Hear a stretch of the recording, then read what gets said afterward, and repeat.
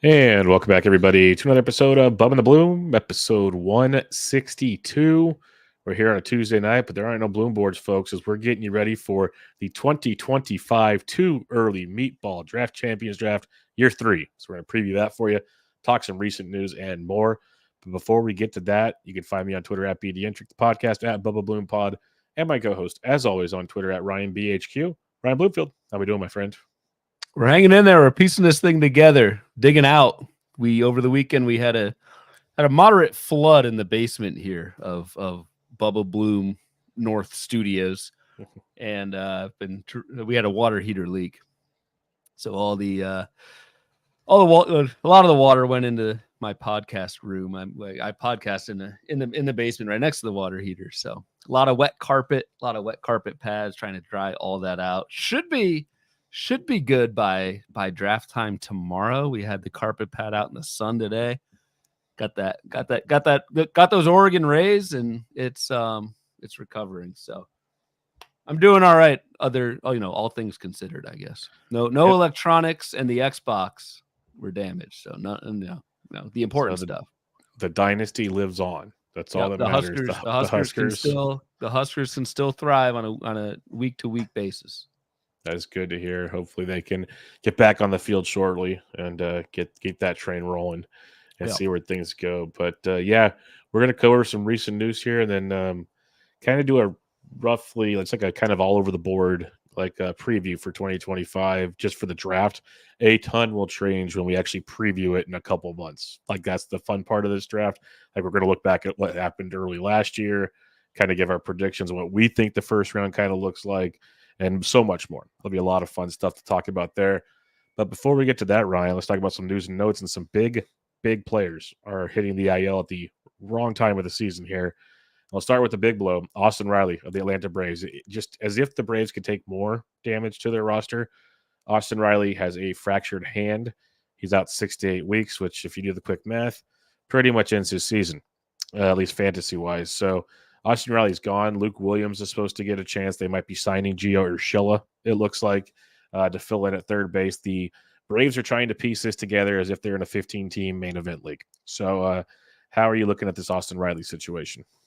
Yeah, they actually picked Urshela started tonight at third base, so I guess that's the patchwork solution for Austin Riley. Brutal blow. Austin Riley was kind of turning things around. I think we had talked about him a couple times in various Bloom Board episodes recently. Someone who had been starting to kind of power up, 10 home runs in the second half since July in 267. So unlike Matt Olson, was starting to show some signs, but this obviously ends the season for Riley. One of those, like what Austin Riley was a pretty firm second round, top 20-ish pick in drafts last year. I think that falls, in the spirit of our 2025 preview theme for tonight. Still think Austin Riley probably stays third, fourth round, something like that. I don't think we discount. I think folks are smart enough to know the track record here coming off a down year, and even when we saw signs of Austin Riley starting to hit a little bit in the second half, so be a little bit cheaper next year than this past season, but definitely a disappointing one for Austin Riley. Yep, caps off, like you said, a disappointing season. Him, Pete Alonso was a fun discussion point in the second round. Get your power right here, see where it can go. And neither one really, got there. We'll talk about Matt Olson as well. There's a lot of those kind of oopsie situations here. We'll get to a couple more of these guys. Like Michael C says here, one of my best teams led by Riley, Cattell, Glasnow, fun times. Yeah, Tyler Glasnow we'll talk about in a bit as well. So we'll go to Marte. So let's jump to a pitcher first. Hunter Greene. This happened over the weekend. He hits the IL with elbow soreness, MRI clean, but he's getting a second opinion. I always hear that, but he's getting a second opinion. And it's been about at least 2 days, if not 3 days, since the MRI took place. And he still has not got in second opinion, or at least not reported on a second opinion yet. So it makes you wonder there's a lot of swelling going on or something else in this elbow stiffness. Regardless, there's no timetable at the moment. How are you assessing this situation for fantasy? I guess you wait until we know. Just given how good Hunter Greene has been this year, that's kind of the short term outlook. I think the longer term, or maybe the more macro level takeaway and leading into 2025. As Hunter Greene was kind of famously, there's a tweet from Will Harris. There's a great Twitter follow, not the pitcher, the Twitterer Will Harris at @sandwich_pick, who had a screenshot of the top 10. I don't know, you've probably seen this, Bubba. A screenshot of the top 10 fastball velocity starting pitchers from last season, and 9 of the 10 were on the IL as of May 1st. The only one who wasn't was Hunter Greene, and Hunter Greene made it this far before falling apart. But that list: Bobby Miller, Hunter Greene, Sandy Alcantara, Yuri Perez, Grayson Rodriguez, Spencer Strider, Otani, McClanahan, Jesus Luzardo, and Garrett Cole. So like all those guys are still pretty much on the IL with still pretty severe injuries, maybe outside of Garrett Cole.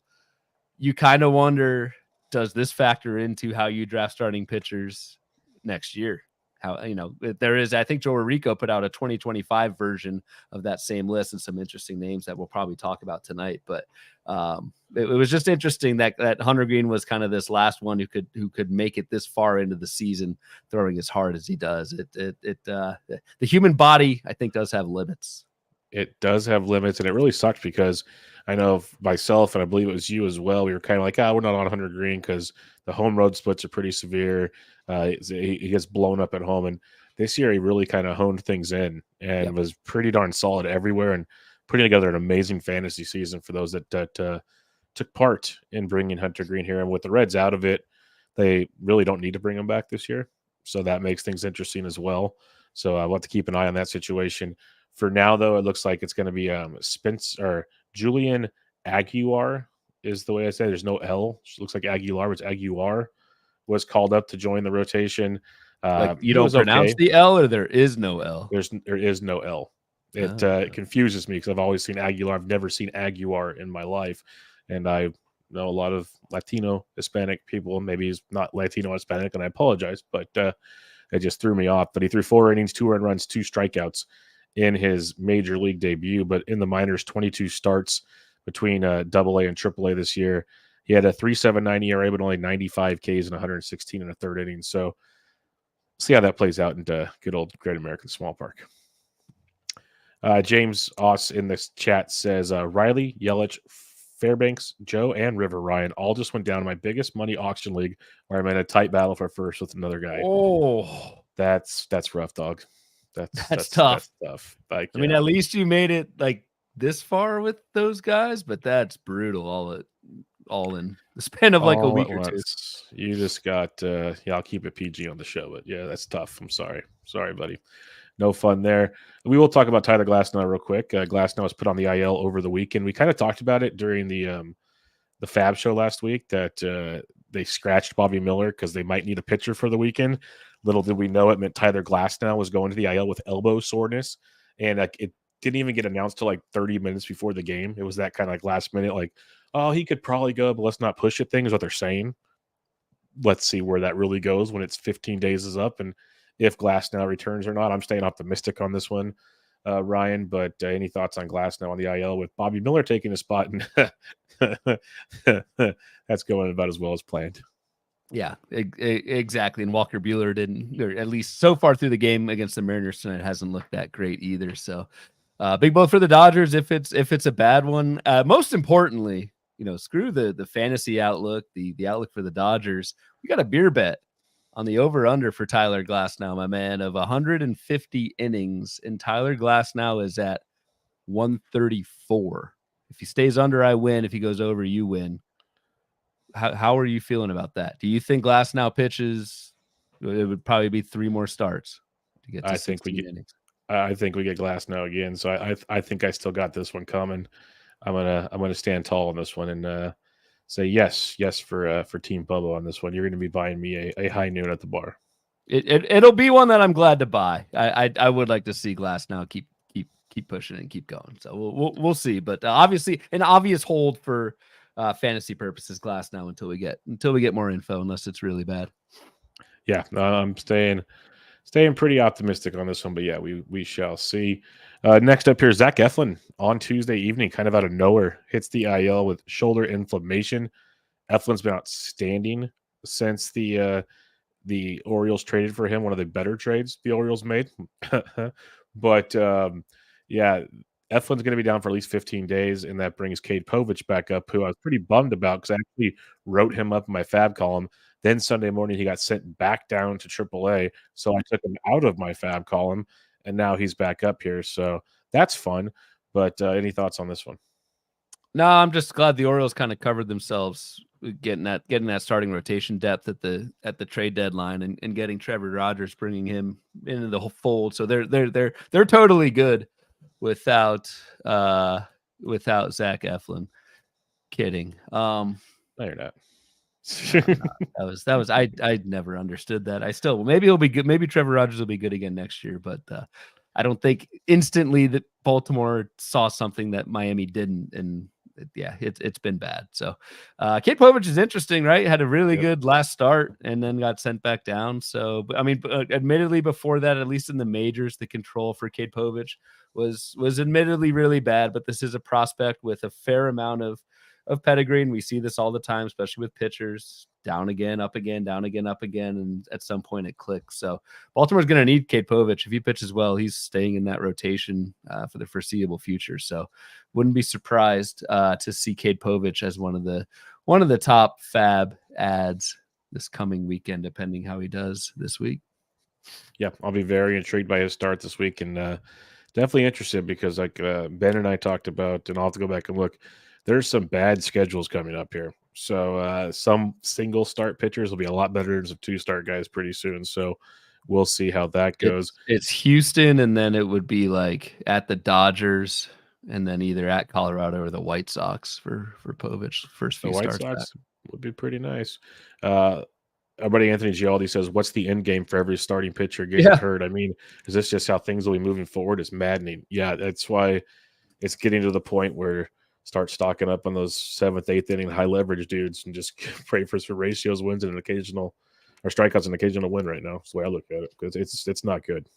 I mean, the new trend seems to be pitch these guys, especially the young guys, 4 innings or whatever, Garrett Crochet style, maybe Paul Skeens. We'll see. Maybe Tariq Skubal too. Maybe Tariq Skubal. Yep, exactly. This is welcome to September in fantasy baseball. It's wild every year. Yep, it is. And as Gialdi said, it's bad for the game. It is. It takes away a lot, but until they start putting in a salary floor, a lot of teams aren't going to give a crap about what they do with their pitching. Because if you look at some of these teams, the Pirates, they've overachieved. White Sox, these are teams, and the Tigers, like you expect this to happen type situation. So we'll kind of wait and see where that one goes. Ketel Marte hits the IL with an ankle injury. This was just a matter of time. He sprained the ankle over a week ago. Then he kind of re-aggravated it multiple times until they finally said, you know what, dude, you got to go get this thing healed up. So Ketel Marte to the IL with an ankle sprain. Kevin Newman's supposed to get regular playing time at second base if that intrigues you. But Ketel Marte was a monster, and he's going to be a fun one to see where he goes tomorrow night when we record on our draft on Wednesday. Exactly, because this was an ankle, which I didn't see the injury, but typically ankle stuff, it's fluky. It's not a muscle. It's something that I don't think I hold much against Ketel Marte for next year. Ketel Marte, according to the Razzball Player Rater, is the number 11th overall player in all of fantasy baseball this year, which has just been pretty wild to see at a time where you and I were taking Thairo Estrada and Zach Geloff. So that was cool. Yeah, very interested where Ketel Marte goes. I would guess second, third round. I don't think he goes up into the first, given the track record and probably the regression risk. But I could see him going pretty early for sure. Yeah, I don't got him at first round, but like him versus Ozzy Albies is a fun discussion point. That's all I'd say. It's a very fun discussion at this point in time, and obviously throughout the offseason. Alex Cobb, it's been fun, dude. It's been fun. Got a couple starts with the Guardians. Now he's back on the IL with a fractured fingernail.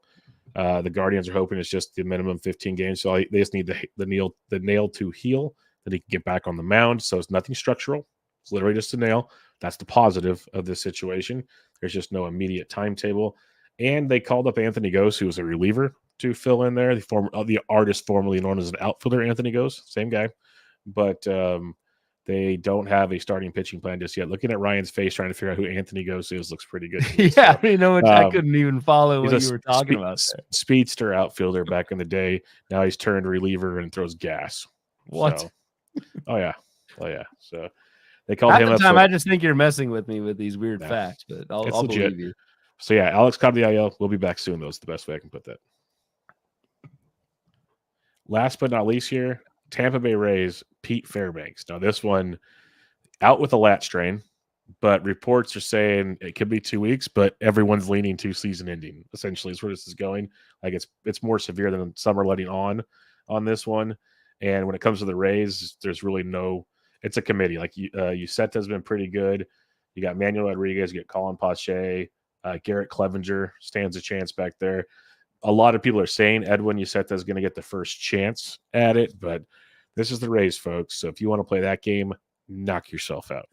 Yeah, I mean, we can all guess and do whatever, but we haven't heard anything from the Rays, and until we actually get a save op and see some kind of tell, we don't really know. And I'm not going to sit here and pretend to know. So good luck if you're trying to speculate on Rays saves, guys. It's actually interesting, man. Like the last 2 weeks in Fab, there've been a ton of closers available, and this is one of the situations which is not as fantasy friendly unless they just stick with one guy. So we said I got the save tonight, so maybe that holds. I didn't catch that on Tuesday, but as Beanable says in the chat, Uceta got the save tonight. So yeah. There you go. On that one, we'll see where it goes. But yeah, it is a good point. Wasn't a lot of closers on the wire necessary early on, but now it's that and catchers. They're both just going crazy over the last couple of weeks. So get it in where you fit in. Had to fit in your catchers. I get it. I'm actually surprised on this too early rundown. You didn't put catchers anywhere.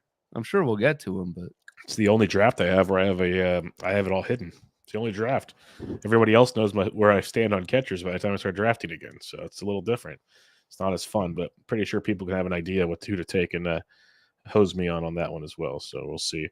And this is a good one because Hector Neris got DFA'd and Beanable says Hodge got the save for the Cubs. And it was down to Hodge and a couple others. So that's interesting as well to see Hodge get the first one. We'll have to kind of keep an eye on that for the next few days and could have some fun fab there too. Yeah, and Hodge has been really good. This is Porter Hodge. He's 23, 2.15 ERA, sub-1 WHIP on the season. Had 9 holds, so had been used in somewhat high leverage. So that could be like I would. Well, I don't know. I mean, I guess I'd take Hodge over Uceta, but it all depends on usage, which we don't know. So we got 4 more days to figure it out. Yeah, 4 more days to think we figured it out before the team screws us again. So we'll have plenty of fun with that. And what else we'll have fun with, Ryan?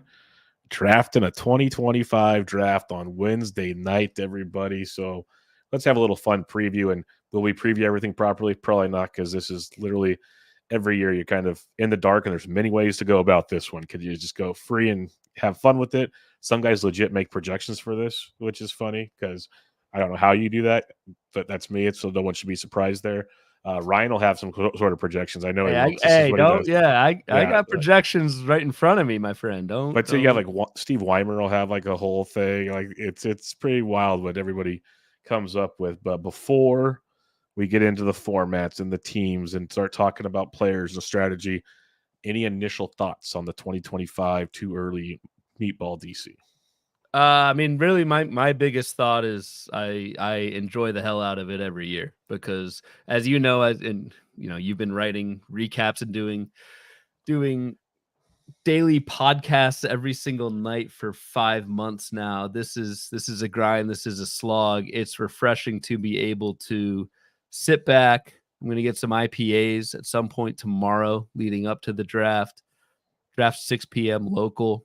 Already made family arrangements to kind of to block off the calendar, and it's just awesome to be able to sit back, draft totally blind along with everyone else in the room. Like, yes, we have our spreadsheets or your stone tablet or whatever, but we don't have ADP. We don't know where anybody's gonna go, and we all get together on a Zoom and just kind of like shoot the shit and have a great time. So for me, that's the biggest takeaway of this draft. It's just it's a ton of fun to do. It's great for like content in August or whatever, but being able to kind of find a time with 15 others who same exact group as last year to be able to kind of just hang out on a Wednesday night in August is a ton of fun.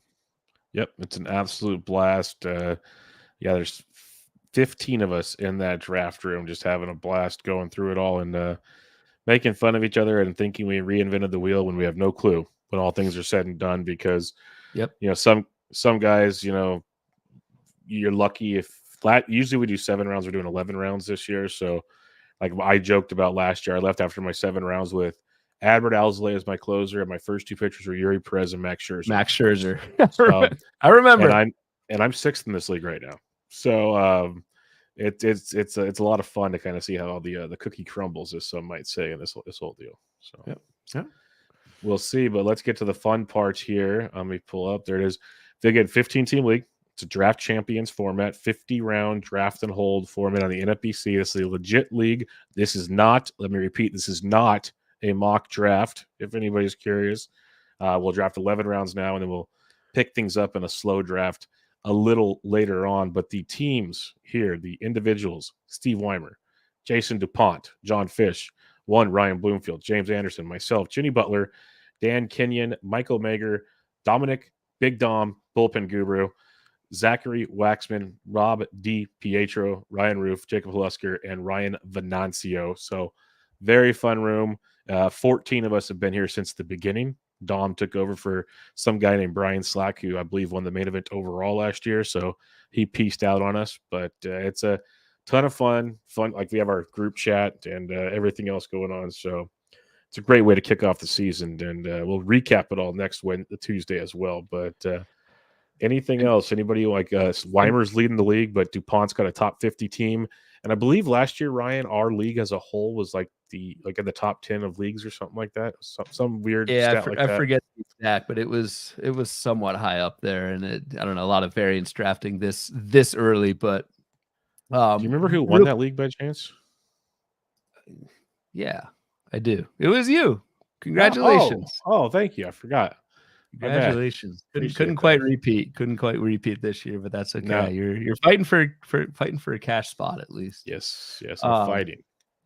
One other thing to add, the mechanics of this draft. So obviously the NFBC site is not up for 2025. So we do need to give a couple quick shout outs. First to Rob DiPietro, who organized this thing 3 years ago and tries to successfully wrangle 15 of us for a time that works. And then Ryan Roof, the true hero of the evening. He's the MVP.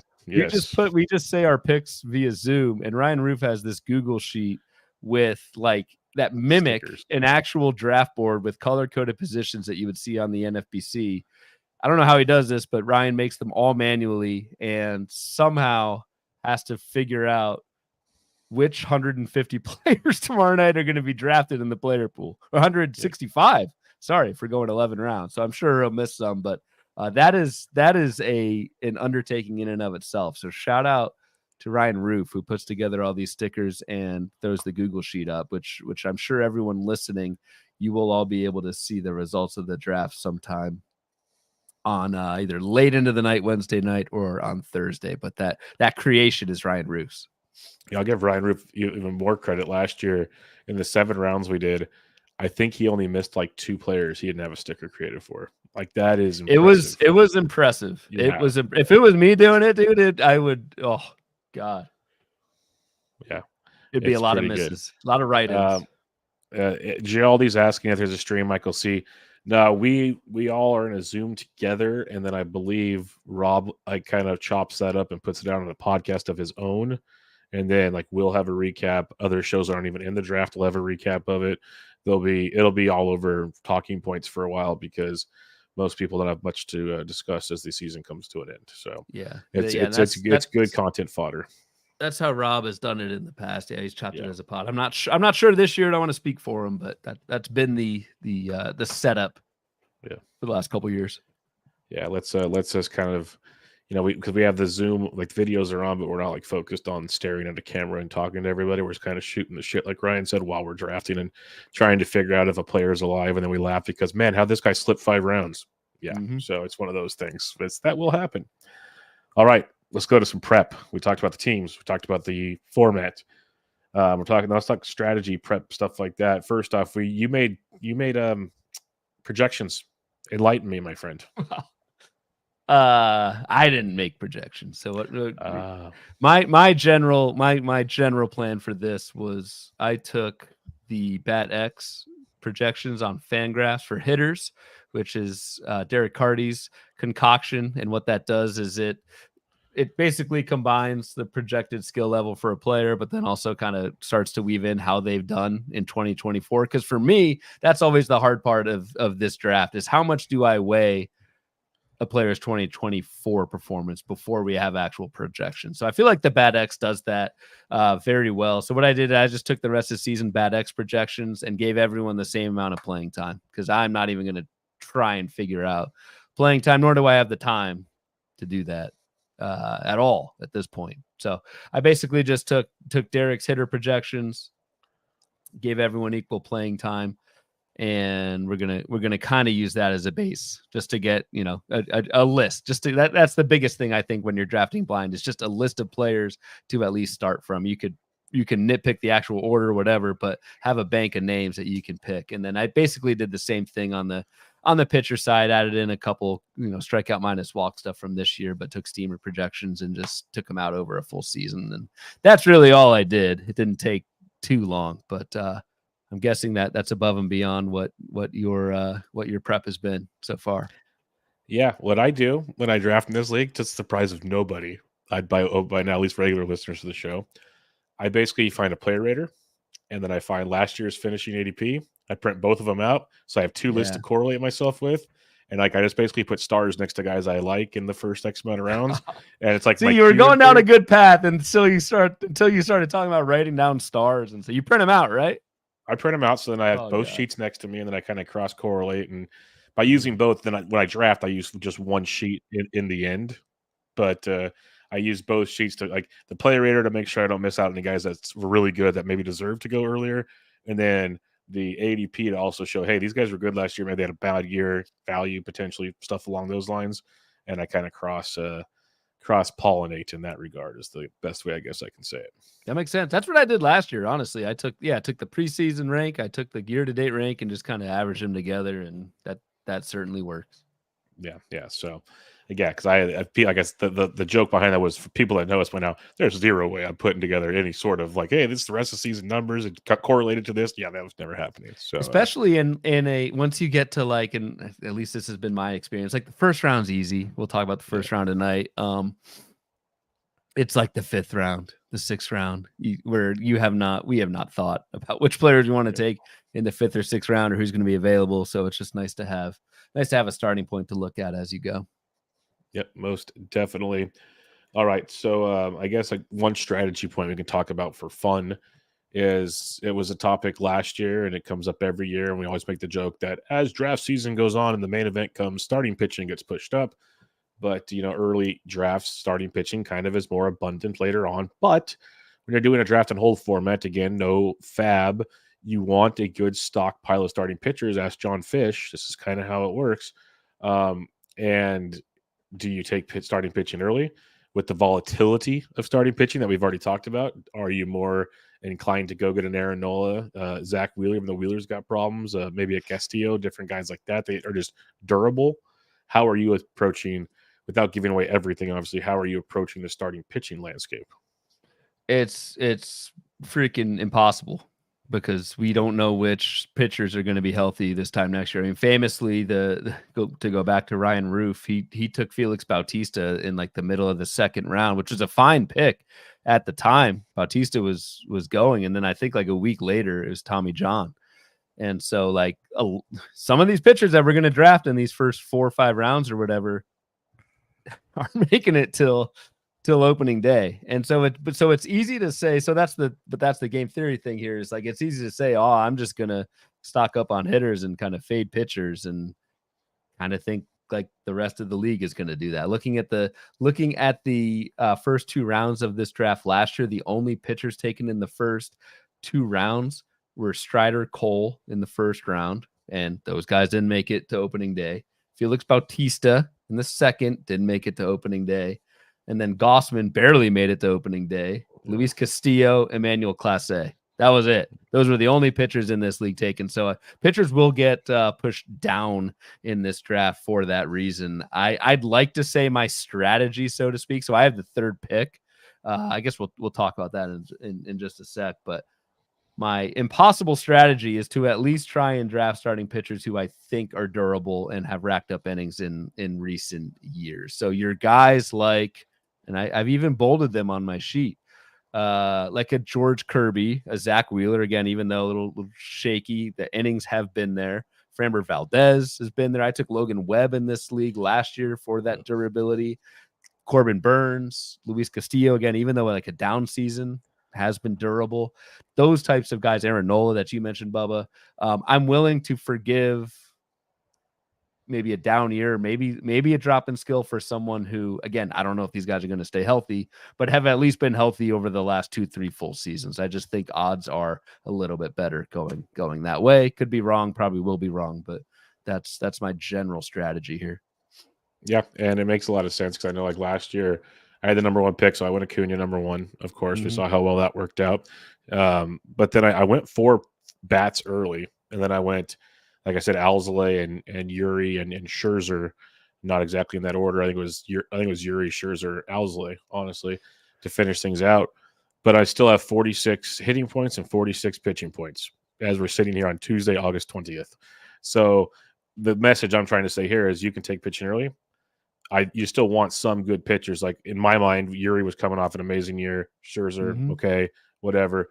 Alzolay was the closer at the time and finished strong. Like you're drafting 50 rounds, so these first 11 rounds are a ton of fun, but it's not the end all be all in the DC. When we come back and keep drafting in another month or whatever, you got to hammer home the reserve picks, and if you can do that, you're kind of pluses and minuses to take part in this early draft kind of get crossed out because even, honestly, with no Acuna, the fact that with no Acuna, Alzolay, Yuri, and Scherzer, 4 of my 7 picks, I don't know how you're still be sitting 6th. I'm pretty pumped on that, to be honest. I think most teams are like destroyed at this point. Yes. So you kind of mentioned John Fish earlier, and I'll bring that up. So John Fish is in 3rd in this league. I'm in 4th, and John Fish can't field the starting rotation because they're literally all injured, and so he's not going to meet his innings minimum.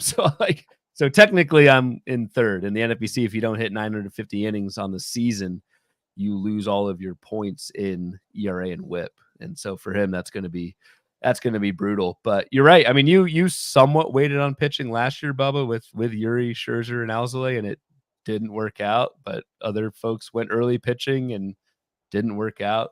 It's just, what did I do? I took Devin Williams in the 3rd. Didn't work out. Then follow that up with Logan Webb and Eflin. So I guess that's worked out pretty well. That's worked out pretty well. The other kind of going all over the board here, but the other consideration a little bit more last year was getting the 15th pick because of that delay between now and the end of the season. I was pretty high in KDS last year, and I picked 15th, and so we only drafted those first 7 rounds. The guy who slipped through the cracks those first 7 rounds, and I took in the first pick of the 8th, was Tariq Skubal. So that helps a ton. That helped a ton. I don't know if that advantage is going to be as prevalent this year because we are going 11 rounds, but I do feel there will be for sure 2-3 names, that slip through. So that'll be an interesting one. But speaking of KDS and our first round stuff, KDS is Kentucky Derby style. It's how we make our picks, essentially. The way we the way we do it in this league is based on how you are in the standings. You get your first choice, so on and so forth. So Ryan, you had, I think at this time was the 4th choice in the draft, I think. Yep. So what did you decide? Yeah, we decided to ignore Fish's innings deficiencies for KDS, which is cool, which is fine. So I had the 4th KDS pick, and I went 3rd. Taken already was 1, 2, and I think 14. Yeah. I picked 3rd. I think in hindsight I might have gone 15. We'll talk about it in a sec, but there was some debate whether we were doing 11 or 15 rounds at the time, and so I just figured I'd play it safe and take it 3rd. It I don't know if I like 3. I personally think Ohtani and Bobby Witt are the 1-2-2-1 this year. I could be wrong with that. It's interesting. I put out a poll on Twitter earlier today, just kind of seeing what the vibe was, and said, assuming Ohtani, Witt go 1-2, who's my pick at 3, and I put Judge, Elly De La Cruz, and Juan Soto as options, and it was Aaron Judge 41%, Elly 33%, Juan Soto 24%, other 1%. So I'm gonna have a decision to make between Elly, I think, and Aaron Judge tomorrow night. I actually don't know which one I'm gonna go with. I'm probably gonna go Judge, but I almost feel like Elly's safer. I just don't know if I can do it at 3. And Aaron Judge has been so damn good in 2 of the last 3 seasons. But anyway, that was my thinking going into it. Get an early pick, go from there. And you've got the 8th pick in KDS. You were right after me in KDS, right? Yeah, I was right after you in KDS, but in the spirit of content and something I said last year, because slow drafts are fine. They are what they are. I understand the point to slow drafts, but in a 15-team, 50-round DC, and even in the 7 rounds we did live, drafting where I drafted really, like, it's how I got stuck with Owsley. Like, I liked Owsley, it was not my choice, but then I forced myself to take him because nothing was left type stuff. So I took 8th. I took smack dab in the middle. I didn't want to be, I didn't want to get held out of runs, this, that, and the other. I didn't want to be right next to Ryan by picking 4th and kind of making this kind of really weird for the content stuff. Pressure ourselves into taking Rengifo in the 9th round. Exactly. Then I wasn't over the moon with 15th because then again I'm back on the end again. So I'm like, okay, I'll take 8th. I like the idea of 8th. I can go with the flow of the draft. It gives me time to kind of see what I want to hit, maybe see certain guys when I'm looking through my stars on my sheet type thing. And so I went 8th. I like that middle pack there because after the top 3, as Ryan said with his decisions at 4, it gets quite murky. And honestly, we're each going to do our top 15, what we think happens. I like the 7 through 12 situation. There's a lot of options to take part there. So I'm actually kind of happy with the 8th. I'm almost thinking I should have went 9th or 10th, but I'm pretty cool with the 8th one. I think I'd rather have 8 than 3, to be honest. I think you're going to end up with a very good player at 8. I have no idea who's going to come back to you in the 2nd round, but that's the same for every team. So I think you're going to be very happy with your 1st round pick at 8. Yep. Pretty pumped on that. You mentioned you were thinking about going 15th. So what was your reasoning for kind of wishing you went 15th now, even though it's going to be 11 rounds? Really just to get that first slip through the cracks pick when we restart. I think that's a very valuable pick. Yep. Again, last year it netted me Tariq Skubal in the 8th round. Like, that's why I'm contending this season, or not contending, but that's why I'm you might still cash. You still might cash. Yeah. Man. Well, you will because Fish will be out of the way. Yeah. Barring some disaster, but no, Jason DuPont and Steve Weimer, we should give credit, are basically battling out, like, have 120 points each, and I'm well back of that. But that was the reasoning for 15th, is just to get that first pick when we restart is huge. Yep, I'm with you there. Really curious to see where things go, and trust me, everyone on every other show that was not in this draft will let us know how did this guy get picked. I remember seeing all those fun tweets. So it's not easy, man, because we don't go like a minute. There's no real time clock, but it goes fast, and you're socializing. Like, people fall through. Yeah. So yeah, we'll see how that one plays out. Before we get into kind of our thoughts on this year's situation, I thought it'd be fun to quickly look back on the 2015 board just for fun real quick, and get at least for the first round per se, and kind of go over just to prove home the point of what can go right, what can go wrong situation. Well, round 1, again, I took Acuna. We know how that went. But round 2, the guy in first place took Shohei Ohtani. Jenny Butler took Strider. J-Rod went 4, so 3 out of the first 4 picks definitely not matching up to what you need. Mookie Betts went 5, and then Tatis went 6. So what are your thoughts on this first 6? Because really, 1, maybe 2 guys panned out. It's funny how much this deviates. Sometimes deviates from from the kind of end of draft season ADP, and sometimes doesn't. So, like, Steve Weimer taking Ohtani 2nd, that did not happen at all in March. Ohtani was, I know there was kind of the gambling thing that took the ADP down for a little bit. People scared of that, but Ohtani was what, like 8th or 9th in ADP, something like that. And Steve had the foresight. And we already knew he had to have surgery at that point. When we did this draft, he was already stopping pitching, and they hadn't even had surgery yet. They didn't know what kind of surgery it was. There was a lot of question marks when he took him. Exactly. So like for Steve to make that pick at 2, like if he made that pick in March, people would be like, "What the hell?" That was very illuminating this time last year.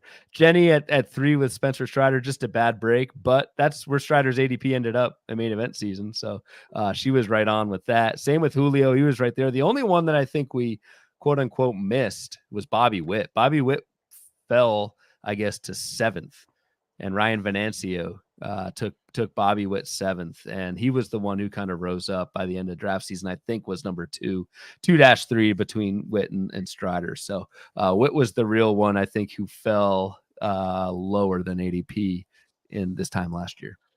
Yep, and then DuPont at 8 took Freeman, who hasn't really 16 homers, couple steals, but somehow DuPont still is in second place. That goes to show you that he had a great back end of the draft, more likely than not.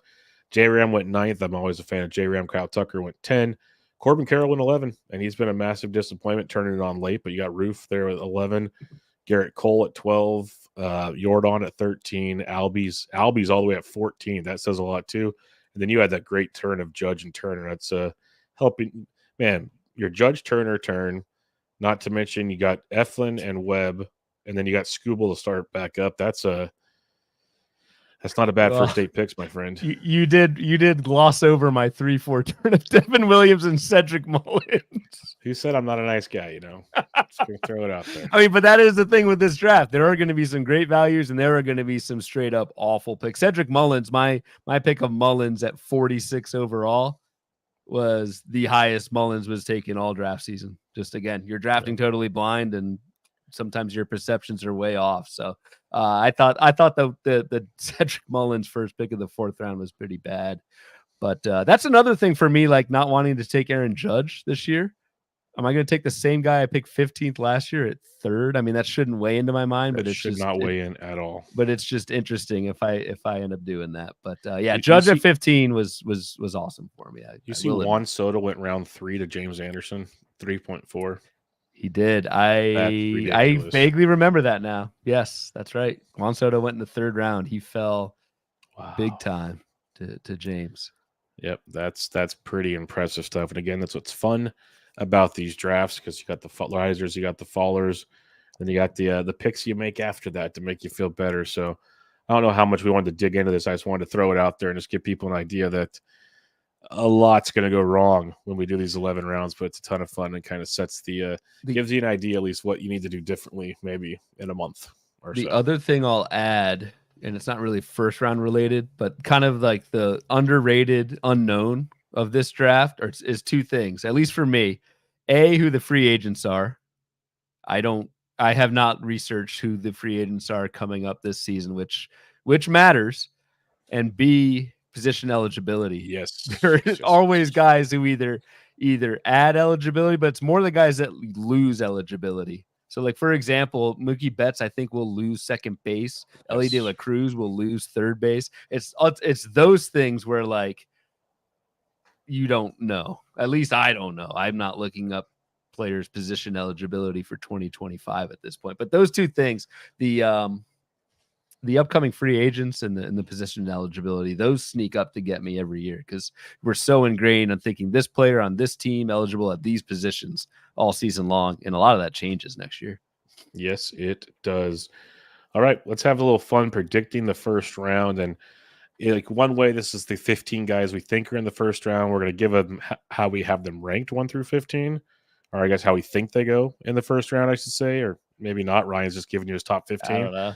I don't know what I'm doing. I have a bunch of names written down. Do you want to go first, or do you want me to go first? Well, is this who we think's what we think's going to happen? That's how I kind of did it. I did it how I think the top 15 picks go. Okay. I'll just run through the obvious ones. Let me know if you disagree with any of these. But Judge, Witt, Ohtani, Ellie De La Cruz, Mookie, Soto. This isn't really in order, but it's just names. J Ram. I think Gunnar is a for sure. Gunnar Henderson is a for sure first round pick. I think Freddie Freeman is still for sure first round pick. I don't have him in my top 15. There's our first disagreement. All right, so good. I'll flip it over to you then. Who are your next few names? So yeah, I have Ohtani, Witt, Judge, Henderson, Ellie, Betts, Soto, J-Ram, Tucker. And then I have some pitchers here. I have Paul Skeens. I have 2 pitchers. Yep. I have Paul Skeens. I do have Bryce Harper in the top 15. Okay, I don't. Okay. I have Treek Skubal in the top 15. I do too. I even put Zach Wheeler in the top 15. I did not. He's becoming an old, but I could see it. I could see it. Yes. And then my last 2 spots, I kind of had 3 names here. It was tough for me to narrow down to 2, but I had Yordan because people still love Yordan for some reason. I just can't do it. And then I was torn between, do I put Francisco Lindor into the first round, where I think he deserves it, or Rafael Devers? That was my 15. Oh, okay. Yeah. But okay, so who else do you have after the ones that you? So you had Wheeler, Harper, Lindor, Devers, which I did not have on my list. Again, this is just who we think is going to go in the first round. Where I had Freeman so far. I also had Skubal and Skeens. I think both of those guys will go near the back half of the first round in this draft, and even higher next year once we get closer. I mean, that's what happens. I honestly have like some question marks, like Yordan. I think Yordan probably sneaks in. Does Julio Rodriguez? Is Julio Rodriguez a first rounder? I have him in. I have him in, but it's freaking tricky. Why not Chris Sale? Why not Chris Sale? I guess he's old. He's coming off a huge innings jump. That's been 1 year. That's part of my concern is the I guess health potential risk involved there. People know I'm risk averse when I draft, so that's probably my reasoning. But the dude's putting up a Cy Young season, so I can't argue it. But yeah, I could see the argument, but I'd rather take Wheeler over Sale.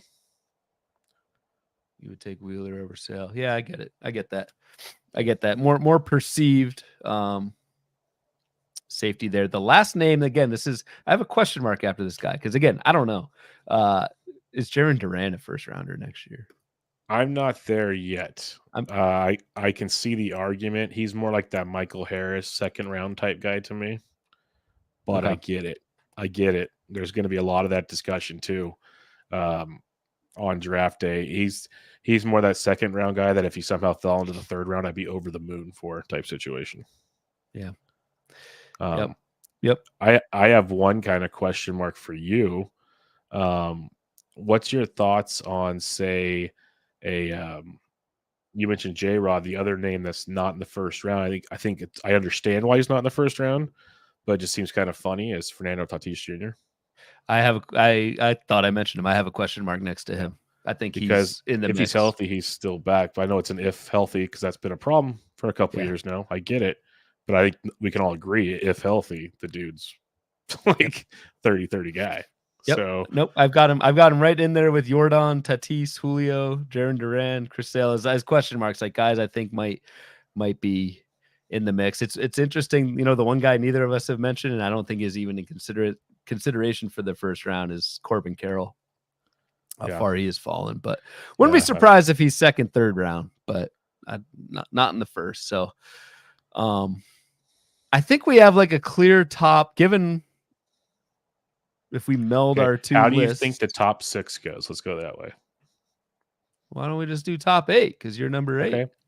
That's fine. I think it'll be Ohtani, Witt, Judge, Ellie, Mookie, Soto, J-Ram. That's 7. And you're gonna have a decision between Gunnar Henderson, Tucker, Skubal, Skeens. Okay, for me, I had it as Ohtani, Witt 1, 2, Judge 3. I had Gunnar up to 4. Okay. Yeah. I have Ellie 5. I had Mookie 6. I had Soto 7. And in my dream scenario, I am debating between Kyle Tucker and Jose Ramirez. Yeah, that would be a dream. That's my dream. I think J-Ram would be the move, but I think that would be the dream. It's I think that's where it sits, but then again, I wouldn't be shocked if say Skeens goes in the top 5 somehow, and now someone else is dropped back.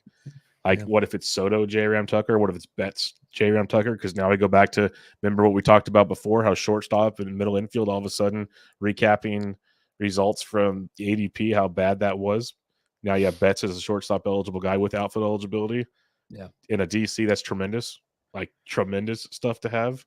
Do I let that factor in over a Devers or a JRM, or a Tucker or a JM? These are fun decisions to have on August 21st.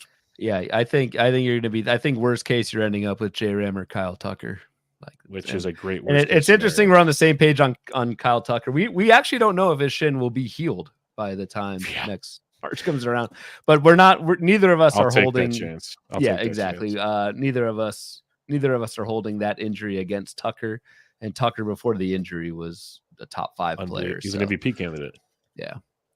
So it's interesting. A clear top 8, I think, and then Scooble Skeens. I don't think they go that early in this draft just because we're so far away, but I do think they are for sure first rounders. And then it's just interesting that kind of hodgepodge of names that we threw out near the back half of the first round and around the bend.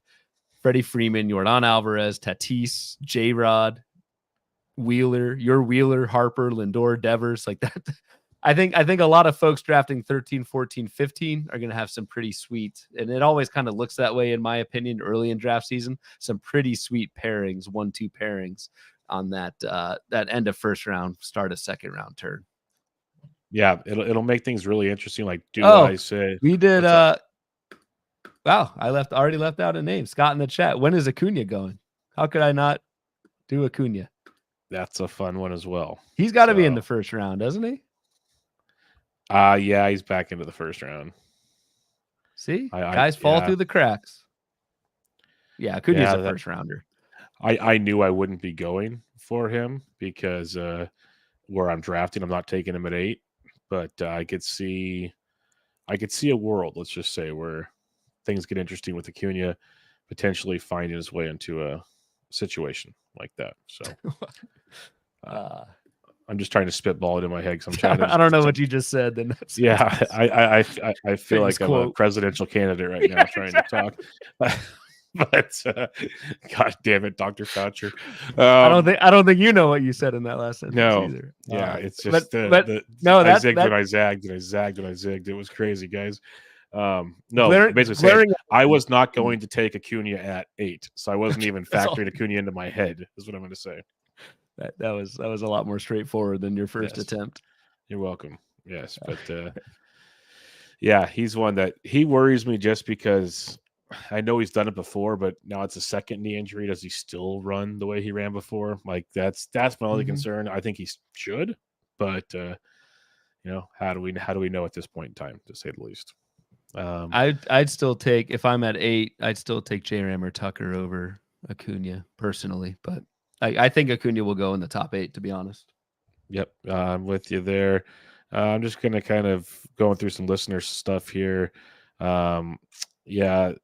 Michael C says Duran has done more than Harris lead off on lockdown. I agree. I'm just comparing Duran to how Harris jumped in the draft last year. Michael C says Corbin Carroll or Jackson Chourio. I still think it's Corbin Carroll, but it's a lot closer than it once was. And I could see Jackson Chourio finding his way into that Randy Rosarena world, which maybe is where Corbin Carroll ends up. So it's actually a pretty fair question. Yep. Beanable in the chat. We did not mention Vladimir Guerrero, who I think is an early second rounder. I think is one of those when you're at the 1-2 turn is absolutely a consideration. So good call by Beanable there, given the absolute tear Vladdy is on. Like in an amazing world, I'd hope he falls to me in the middle of the second round. I don't think he will. But like when I'm thinking first base off the top of my head, if you still want to take Freeman early, I'm fine with that. He's still an amazing guy, offensive player. I have Vladdy number 2 at first base. Or I guess Harper's first base too, so I have him 3rd at first base. I have him ahead of Olsen. I have him ahead of Pete Alonso. So I understand the question.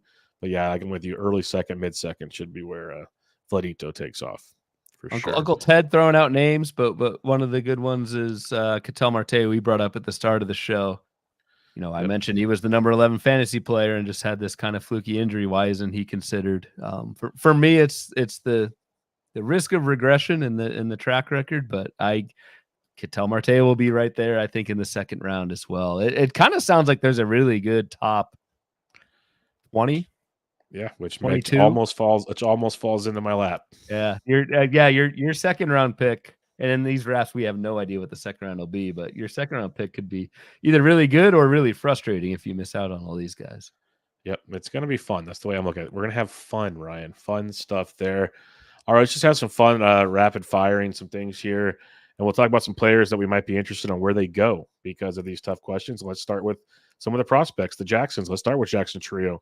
I said he goes around that Arosarenas world. So I'll say he's around 45th, give or take, 5-10 picks. So somewhere in that realm. How do you feel about Jackson Chorio this upcoming draft?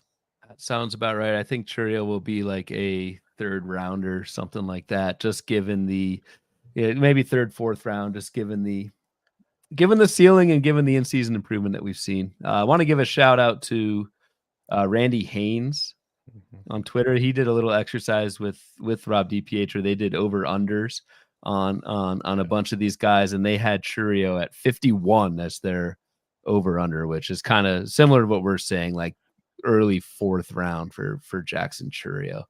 I don't know if I'm going to do that. I have no idea, but that seems about right. Yep. No, I like that one quite a bit. Let's talk Jackson Holiday, whose second come around has looked pretty darn good, and a full season of this would be amazing. So I'm thinking we're talking around 60th. Maybe I'm too aggressive there. I think so. I think more like 100.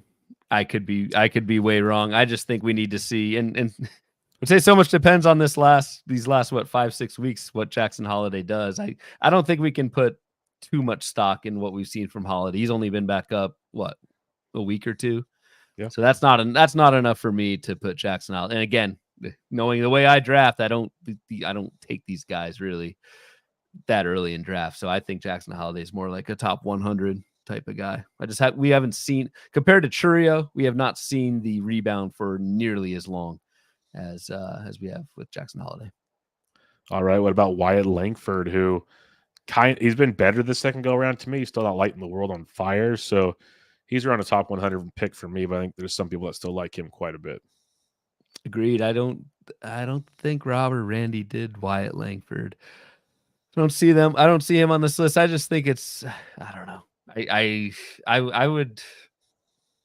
guess I'd take him over Jackson Holiday. So I guess I'll say like 90. Ooh, really? That's a fun one. Like I'm almost ready to make a beer bet already.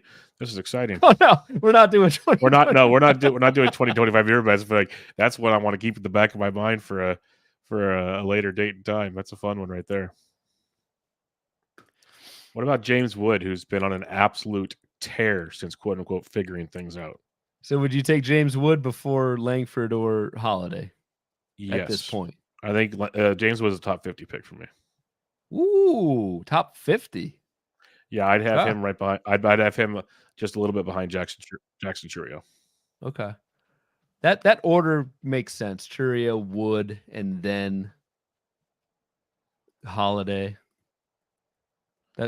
Yeah, and Langford, whatever. I'm with that. I don't know.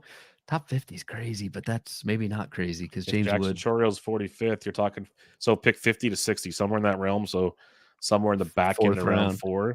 Yep. That seems pretty normal. Which is where I'm at. But that's the thing. Like I don't know. I want to say I have no idea how tomorrow night will go. I want to say I'll start with 3 hitters and I'll just take the best pitcher at 4 and 5 at that point. So I'm not going to be really looking at a hitter, but we'll see. I don't know. Yeah, I think I want to be a little more aggressive early on, like not go crazy off the board, but knowing that it's 50 rounds and I know depth, at least not as good as some other guys play, but I'm comfortable in my depth drafting that I might take a few more chances early on with guys like a rookie like a Woods or, we even talk Royce Lewis. Healthy Royce Lewis is a first round pick, but will he stay healthy? Do you take that risk type situation? So that kind of plays into like the injured guys and the prospects. Do you kind of believe in those situations, I guess? Speaking of down bats from last year, Corbin Carroll, where did we think he's going around pick 60 or so? 45, 50 maybe? I honestly, dude, I'm thinking about him at the 2-3. Because I don't think I'm not opposed to it. I'm thinking about it. Makes sense. I mean, this is someone who is 23 years old, was a top 5 pick this time, entering the season. Obviously, if I go Ellie De La Cruz with the third overall pick. I'm not going to take Carroll, but someone I'm thinking about at the 2-3. You're obviously banking that the shoulder long term is going to be okay. If it is, you're getting a top 5, top 10 player in the second or third round, which is kind of what we saw last year with James and Juan Soto. So yeah, I'm thinking maybe I'm bullish on Carroll, but if you play that rebound card, assuming health with the shoulder, there's no one better to play that rebound card with. Yeah, I don't hate that, honestly. I think that's probably it's a valid point. I will support your claim on that one. So my question for you, let's have fun here. J-Rod, would you rather have Corbin Carroll or J-Rod next year? J-Rod. If J-Rod won't be available to me in the second round. I know. I'm just saying, like in a bubble, if you had to pick between the two, you still take J-Rod because the lack of power this year without a real injury scares the crap out of me. I know it's just 1 year. I still believe he's a hell of a ball player, but man, like what happened? I don't know. Yeah, I would just love like some kind of explanation there, and I'll probably never ever get one. But it stood out to me like, what is going on in this situation? It's bizarre for someone who went 30-30 last year and really for 2 years has been good with this pedigree at this age for that to fall. So yeah, I don't know, but I'm pretty confident you're buying coming off of a very, very down year, maybe Julio's worst year that he'll have in some time. Yep, that is very fair.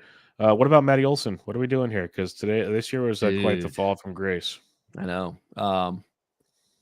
I don't think I'm taking Olson second at the 2-3 turn. He probably ends up in like the third round. Yeah. We talked about Austin Riley at the top. Who would you rather, Riley or Olson? I think I'd rather Riley just because we saw it. But yeah, a little bit of it. Yeah. You're probably still grasping at straws between the two, to be real. They're both both of them have shown they can be bad and then get really good again. Olson's done this in his career, a down season and put together an MVP season. So none of it's impossible to see. Yeah, and I think yes, Matt Olson has been extremely up and down. The year, that was the COVID year, but his batting average last few years in 2021 it was 271, then 240, then 283, then 230. Could very well be 270 again for Matt Olson next year. We don't know, but he has shown the ability to be really good for a couple of years now. It's just for me, I don't think he's the batting average guy, and there's no steals. I think you at least got to give me 4 categories that I think will be good that early in the draft. That's fair. And last but not least on this category here, what are we doing with Mike Trout? Does he even go through 11 rounds on Wednesday? He'll go. I think. Yeah, he'll go. What round? 9th, 10th, 9th, yeah, something like that. I'm thinking 9th or 10th, which is that's how the mighty have fallen, and I don't know if I can do it. Right. That's where I'm thinking is like, I mean, with these DCs, I want to get like in the first 11 rounds, I want to get 4 or 5 pitchers. I want to get those early round bats. I want to get a catcher too, just to, keep you happy. There's not much room for taking shots at injury risks this early in a draft season. You're already going to be drafting injured guys in these first 11 rounds. We don't know who they are yet. To take Mike Trout on top of that for me is tough. But I do think he'll go in the first 11. He probably should. I just don't know if I'm doing it. Yeah, no, that's my conundrum with Mike Trout. It's a tough one to say the least. Let's talk about some bad starting pitchers this season, or these early starting pitchers. Pablo Lopez, do we buy into the underlying metrics that have been so good for a bounce back season? I'm pretty sure I know this might be your 2-3 turn. Yeah, I was thinking about Pablo earlier today. I mean, I think about Pablo every day. You don't have to, we all do that already. We already all knew that. We'll spare the deeper details there, but I was thinking about Pablo. No wonder the pipes burst downstairs. Damn, man. Hopefully no one's listening at this point, but I don't think when I was thinking about Pablo earlier, I can't do him at the 2-3, but I can go with the 4-5. Yeah, I'll do him at the 4-5. I think 4-5 is the way to go. I'm with you on that one. Kevin Gausman, this is a tough one. This is the guy I was buying in on, thinking I was getting a discount. He's going to be back. He's going to be healthy. He's going to be good. He's been good. Just doesn't strike anybody out. he's like a good SP3. He's not an ace right now. Yeah. And I'm having a hard time will he return to be that ace next year is my question.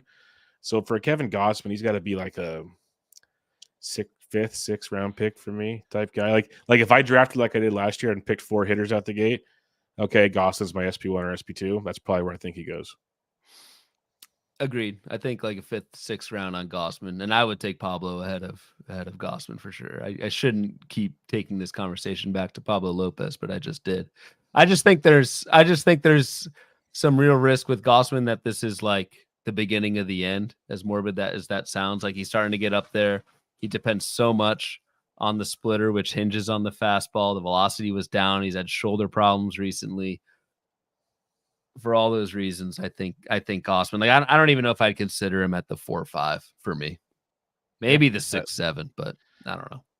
Yeah, like he might be if he's sitting there middle round 6 for me. That's when it could get interesting for Kevin Gausman. Let's talk Zach Gallen. He's been hurt. He's been up and down. Just got blown up last week. Before this year, he was basically a spitting image of innings, just doing it and doing it well. So, what's your thoughts on Zach Gallen? Where did he go last year? He went in the middle of the 3rd round to our first place team. I think Gallen. I mean, Gallen's been a tale of 2 seasons. Like he has been awful since I think he went on the IL May 31st with a hamstring, and has not come back and looked good at all. Given that there have been a lot of innings on Zach Gallen's arm in recent seasons, I'd say 4th, 5th round, something like that.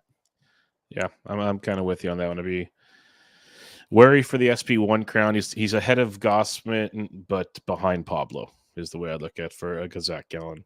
Bobby Miller, just for fun, I threw this one in here. Is he even on the top 11 rounds?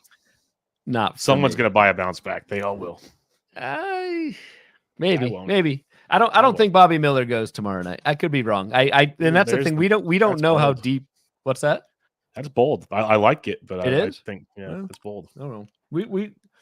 We have no idea how like deep the starting pitcher pool is right now. So maybe he goes, but it's just been so bad. But I certainly see the reason for thinking there's a bounce back in there. It's just I don't know. Nah, I don't. I'll stand by it. I don't think Bobby Miller goes tomorrow night.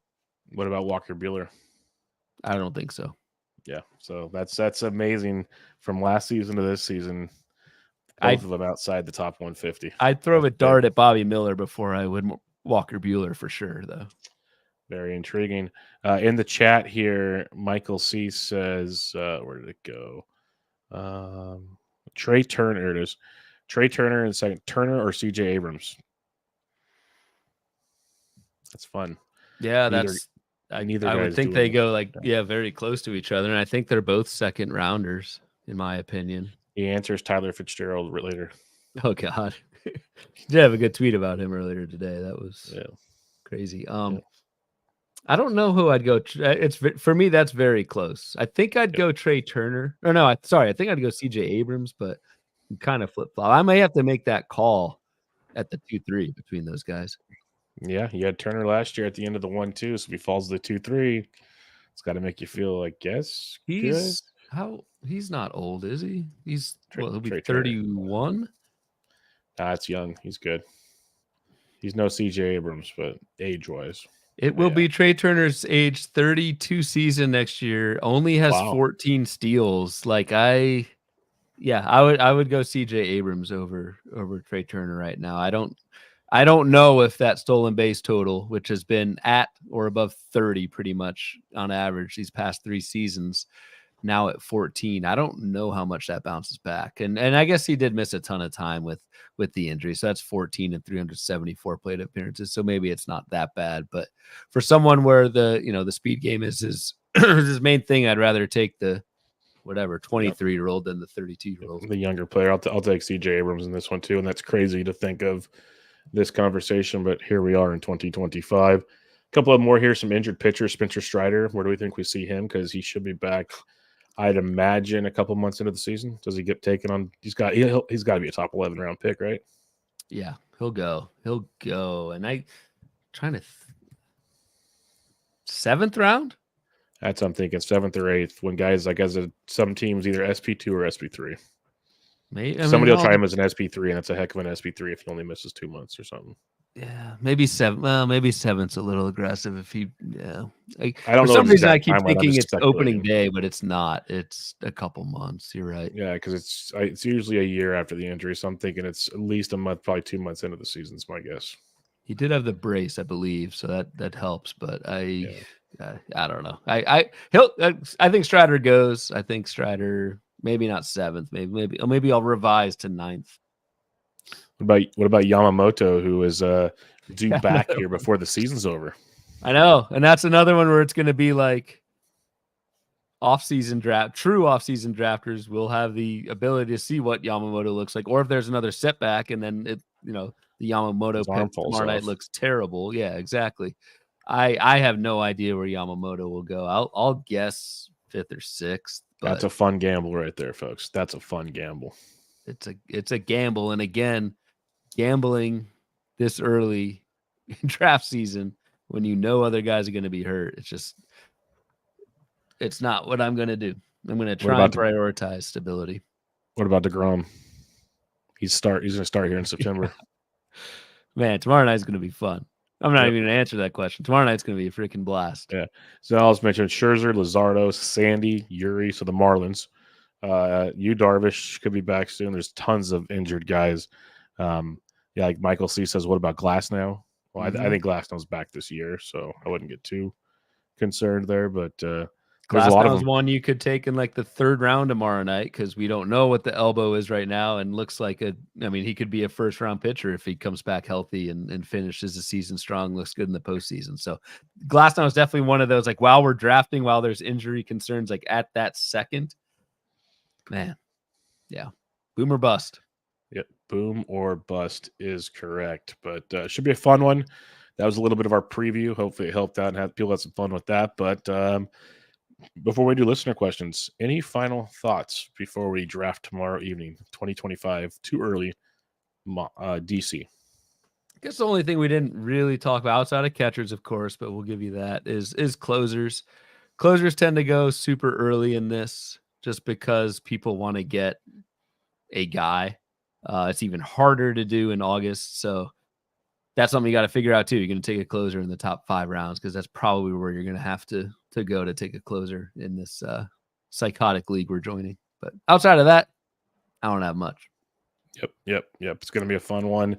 So let's get to some of the listener questions here before we head on out.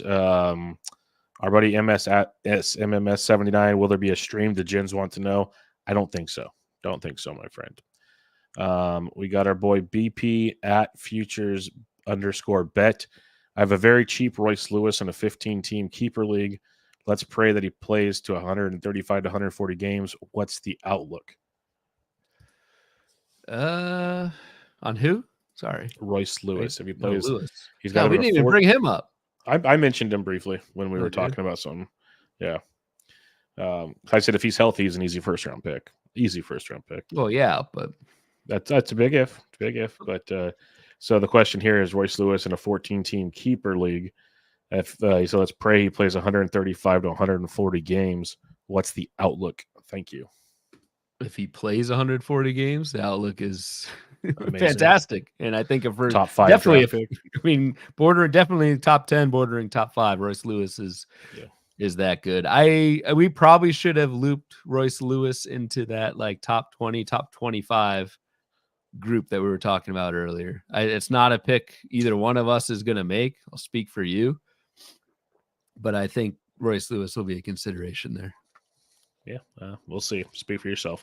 Ben Tidd, our buddy Ben Tidd, you guys don't have to go into specifics, but do you plan on drafting similarly to what your general strategy was the past draft season, or did anything this season cause you to want to try something different?